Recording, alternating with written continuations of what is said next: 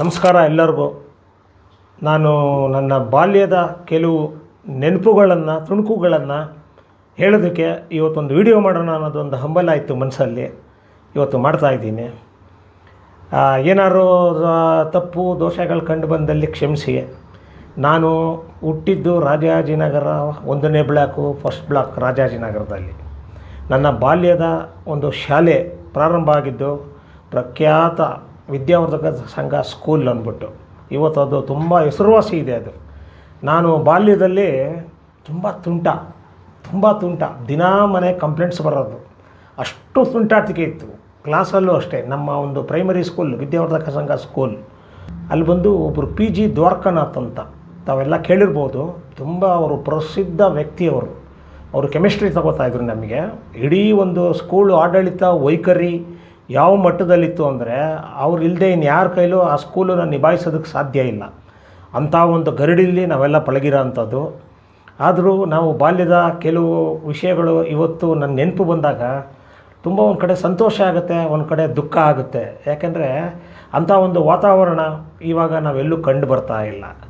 ಆ ಒಂದು ವಾತಾವರಣವೇ ಬೇರೆ ಆ ಬಾಲ್ಯದ. ಆಗ ನೋಡಿ, ಬಾಲ್ಯದಲ್ಲಿ ನಾವೆಲ್ಲ ಈ ಹಬ್ಬಗಳು ಬರೋದು, ಗಣೇಶ ಹಬ್ಬ ಇರ್ಬೋದು, ಅದು ಗೌರಿ ಗಣೇಶ ಹಬ್ಬ, ದೀಪಾವಳಿ ಹಬ್ಬ, ಆಮೇಲೆ ಕನ್ನಡ ರಾಜ್ಯೋತ್ಸವ ಮಾಡ್ತಾಯಿದ್ವಿ ನಾವು. ಕೆತ್ಮನಹಳ್ಳಿ ಗ್ರೌಂಡ್ ಅಂತ ಇತ್ತು ಅಲ್ಲಿ. ಆಮೇಲೆ ಗುಲಾಲ್ ಹಬ್ಬ.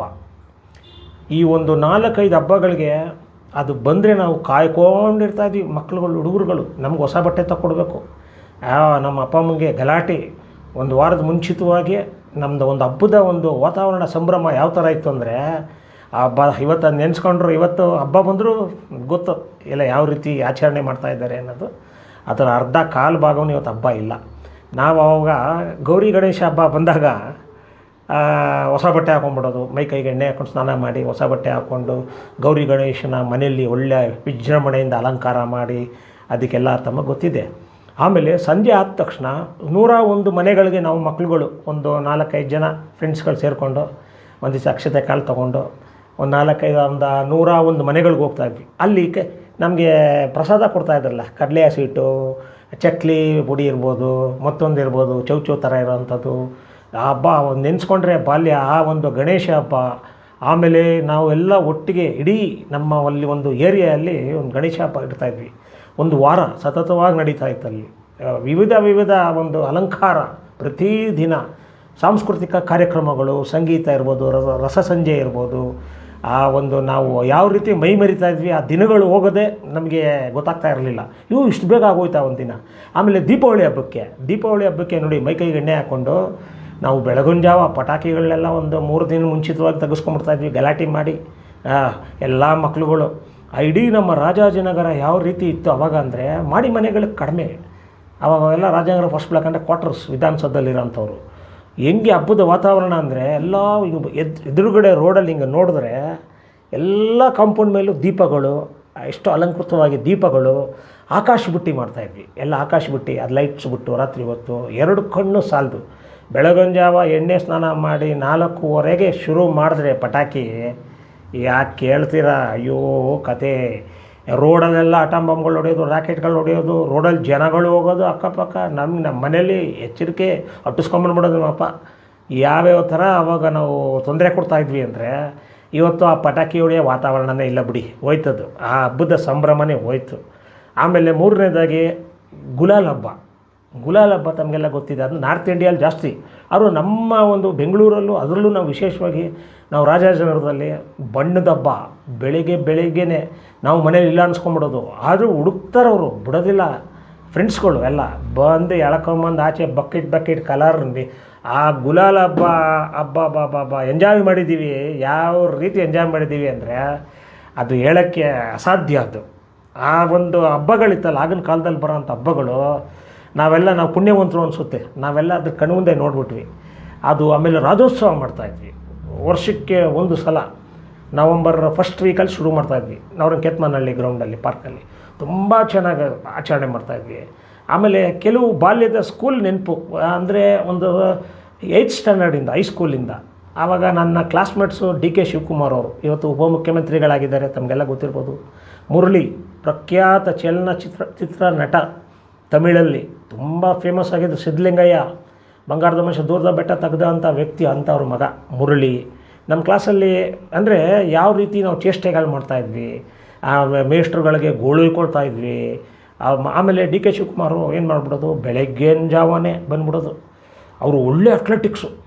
ಡಿ ಕೆ ಶಿವಕುಮಾರು ಅಥ್ಲೆಟಿಕ್ಸು ಬೆಳಗಿನ ಜಾವನೇ ದೊಡ್ಡ ಒಂದು ಬ್ಯಾಗು, ಒಂದು ಕ್ರಿಕೆಟ್ ಬ್ಯಾಗ್ ಥರ ಇತ್ತು, ಅದು ತಗೊಂಡು ಅವ್ರ ಆ್ಯಂಕಲ್ ಶೂಸ್ ಬರುತ್ತೆ ನೋಡಿ ಬೆಳಗ್ಗೆ, ಆವಾಗ ಪ್ರಾಕ್ಟೀಸ್ ಮಾಡ್ತಾಯಿದ್ವಿ. ಬೆಳಗಿನ ಜಾವನೇ ನಾವು ಹೋಗ್ಬಿಟ್ಟು ಗ್ರೌಂಡಲ್ಲಿ, ನಮ್ಮ ವಿದ್ಯಾಸಂಘ ಸ್ಕೂಲ್ ಗ್ರೌಂಡಲ್ಲಿ ಪ್ರಾಕ್ಟೀಸ್ ಮಾಡ್ತಾಯಿದ್ವಿ. ಆ ಥರ ಎಲ್ಲ ನಡೀತಾಯಿತ್ತು ಸ್ಕೂಲಲ್ಲಿ. ಕಲ್ಚರಲ್ ಆ್ಯಕ್ಟಿವಿಟೀಸಲ್ಲಿ ಆಮೇಲೆ ನಾನು ಸ್ವಲ್ಪ ಹಾಡು ಹೇಳೋದ್ರಲ್ಲಿ ಫಸ್ಟ್ ಯಾವಾಗಲೂ ಪ್ರೈಸ್ ಬರ್ತಾಯಿತ್ತು.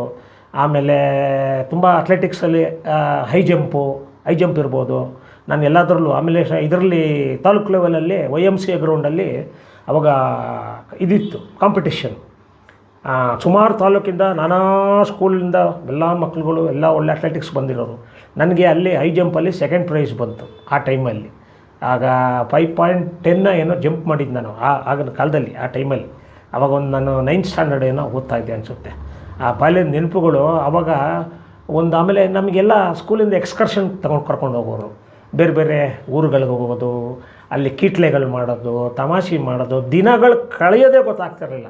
ಅಂಥ ಬಾಲ್ಯ ಇವತ್ತು ಒಂದೊಂದು ಸಲ ನಾವು ಮತ್ತೆ ಸಿಗೋದಿಲ್ಲ ಬಿಡಿ. ಇಂಥ ಒಂದು ನಾವು ಯೋಗ ಮಾಡಿದ್ವಿ ಅನಿಸುತ್ತೆ ಈಗಿನ ಕಾಲದ ಮಕ್ಕಳಿಗಿಂತ. ಆಗ ನಮ್ಮ ಒಂದು ಯುಗದಲ್ಲಿ ಆ ಒಂದು ವಾತಾವರಣ, ಜನಸಂಖ್ಯೆ ಕಡಿಮೆ ಇತ್ತು, ಹಬ್ಬಗಳಿಗೆ ತುಂಬ ಉತ್ತೇಜನ ಕೊಡ್ತಾಯಿದ್ರು. ಆಮೇಲೆ ನಿಜವಾಗ್ಲೂ ಬಾಲ್ಯದ ನೆನಪು ಅದು ಇಟ್ ಈಸ್ ಅವರ್ ಲಕ್ ಅನಿಸುತ್ತೆ. ನಾವು ಆ ಮಟ್ಟದಲ್ಲಿ ನಾನು ಇದು ಮಾಡ್ತಾಯಿದ್ವಿ. ಆಮೇಲೆ ಕ್ರಿಕೆಟ್ ಆಡ್ತಾಯಿದ್ವಿ ಎವ್ರಿ ಡೇ. ಸ್ಕೂಲ್ ಮುಗಿಸ್ಕೊಂಡು 5:30, 6 ಗಂಟೆಗೆ ಮನೆ ಹತ್ರ ಬಂದುಬಿಟ್ರೆ ನಮ್ಮ ಮನೆ ಆ ರೋಡಲ್ಲಿ ಕ್ರಿಕೆಟ್ ಆಡೋದು. ಅಲ್ಲಿ ಒಬ್ಬರು ಸ್ಟ್ರಿಕ್ಟ್ ಆಗಿರೋ 2-3 ಬಾಲ್ ಹೊಡೆದ ಅಂದರೆ ಮನೆ ಗ್ಲಾಸ್ ಹೊಡೆದೋಗ್ಬಿಡೋದು. ಅವರು ನಮ್ಮನ್ನು ಬಾಲ್ ಎತ್ತಿಟ್ಕೊಂಡ್ಬಿಡೋದು, ನಮ್ಮ ಮನೆಗೆ ಬಂದು ಕಂಪ್ಲೇಂಟ್ಸ್ ಮಾಡೋದು. ಇದೇ ಕತೆ. ತುಂಬ ತೀಟೆ ಆ ಬಾಲ್ಯ ಜೀವನ ಹುಡುಗರು ಆ ಒಂದು ಇದು ಇವತ್ತು ನೆನೆಸ್ಕೊಂಡಾಗೆಲ್ಲ ನಂಗೆ ನಗು ಬರುತ್ತೆ. ನಾವು 7 ಜನ ಪುಣ್ಯ ಮಾಡಿದ್ದೆ ಅನಿಸುತ್ತೆ. ಅಂಥ ಒಳ್ಳೆ ನಾವು ಒಂದು ವಾತಾವರಣದಲ್ಲಿ ರಾಜನ ಫಸ್ಟ್ ಬ್ಲಾಕಲ್ಲಿ ನಾವೆಲ್ಲ ಒಂದೇ ಫ್ಯಾಮ್ಲಿ ಥರ. ಆ ಸ್ಟ್ರಿಕ್ಟ್ ನಮ್ಮನೆ.